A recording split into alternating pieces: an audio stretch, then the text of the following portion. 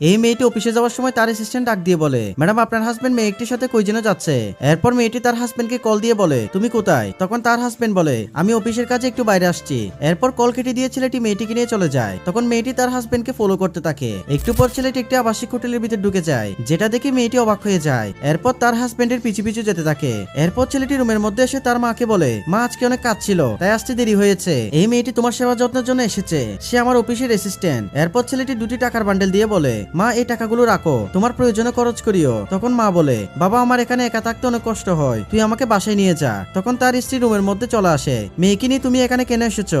এরপর জোর করে মেয়েটি রুমের মধ্যে চলে আসলে দেখে একজন বৃদ্ধ মহিলা। তখন অবাক হয়ে জিজ্ঞেস করে, এই বৃদ্ধ মহিলা তোমার কে হয়? তখন তার হাজবেন্ড বলে, সে আমার মা। আর মেয়েটিকে? এরপর বন্ধুরা কি হয় সেটি দেখার আগে তুমি যদি তোমার মাকে সত্যিকারে ভালোবেসে থাকো, ভিডিওটা একটি লাইক দিয়ে চ্যানেলটি সাবস্ক্রাইব করো এবং কমেন্ট করে জানাও তুমি কোন ক্লাসে পড়ো। মেয়েটি মায়ের সেবা যত্নের জন্য এসেছে। এরপর তার স্ত্রী বলে, তোমার যে একজন